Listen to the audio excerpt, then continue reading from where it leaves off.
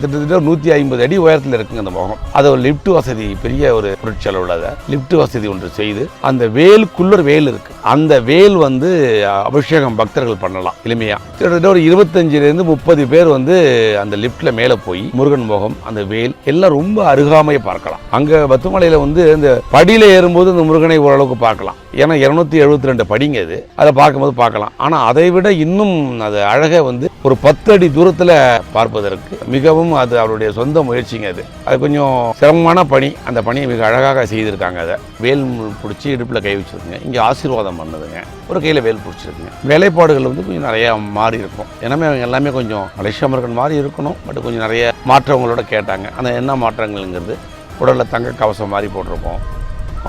Colour பஞ்சவர்ண colour அடிச்சிருப்போம். கொஞ்சம் வேலைப்பாடுகள் தான் கொஞ்சம் எங்களுக்கு என்ன அந்த 5 ஆண்டு அது செய்து 10 ஆண்டுகளுக்கு பிறகு நாங்கள் செய்யும்போது எங்களுக்கு தெரிந்த அந்த விஷயங்களை கொஞ்சம் கூடுதலாக நாங்கள் அதை செய்திருக்கோம். நாங்கள் மலேசியா சென்று பார்க்கணும்னு நினைக்கிறவங்கெல்லாம் இங்கேயே பார்க்கலாம். தமிழ்நாட்டிலேயே இவ்வளோ பெரிய முருகன் நம்ம இந்தியாவிலே இப்போ இதுவரைக்கும் இல்லை. இப்போ இனி யாராவது செய்யலாம், அது வேறு விஷயம். இதுவரைக்கும் இல்லை. இந்த பக்கத்தில் பழனி, எடப்பாடி, இந்த சேலம் பகுதியில் நிறைய முருகபக்தர் இருக்காங்க.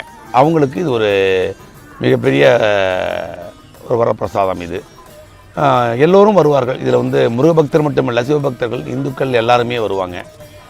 இது ஒரு தேசிய நெடுஞ்சாலையில் இருக்கிறதுனால மதம் சம்பந்தப்பட்டாத இல்லாதவர்கள் கூட இந்த உலக புகழ்பெற்ற விஷயங்களை பார்ப்பதற்கு இது ஒரு சௌரியமான இடங்க. அது அதனுடைய கை ஆசீர்வாதம் பண்ணுறது, வேல், உடலில் தங்க கவசம், அந்த மாலைகள், முகங்கள் எல்லாமே எங்களுக்கு என்ன முடியுமோ இன்றைக்கு இந்த 10 ஆண்டுகளுக்கு பிறகு எங்களுக்கு எவ்வளோ அனுபவம் கிடைச்சதோ எங்களுக்கு தெரிஞ்ச விஷயங்கள் எல்லாமே நாங்கள் அங்கே செய்திருக்கோம். நாங்கள் ரொம்ப சிறப்பாக செய்திருக்கோம். நாங்கள் எங்களுக்கு என்ன முடியுமோ செஞ்சுருக்கோம். நாங்கள் இந்தியாவிலே 31 அடி தாங்க நந்தி இருக்குது கோயம்புத்தூரில்.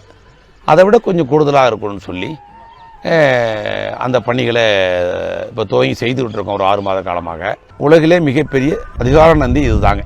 இவ்வளோ பெருசு இல்லைங்க எங்கேயும். அது ரொம்ப அழகாகவும் சிறப்பாகவும். ஏன்னா ஒரு 1250 நந்தியை நாங்கள் தேர்வு செய்து அப்புறமா அதுலேருந்து ஒரு 250, அதுலேருந்து ஒரு 100, இப்படி 50 இப்படி செலக்ட் பண்ணி அதில் உள்ள எல்லா விஷயங்களையும் எடுத்து இதில் நாங்கள் செய்திருக்கோம். இது ரொம்ப சிறப்பாக இருக்கும். 150 அடியில் ஒரு முருகன் ஒன்று செய்யணும்னு தென் மாவட்டங்களில் கேட்டிருக்காங்க. மதுரை பக்கம் அதோடைய அடிகால் விழா இன்னும் ஒரு 3 மாதங்களில் நடைபெறும். அது நடைபெற்ற பிறகு அது பேச்சுவார்த்தையில் போயிட்டு இருக்கேன்.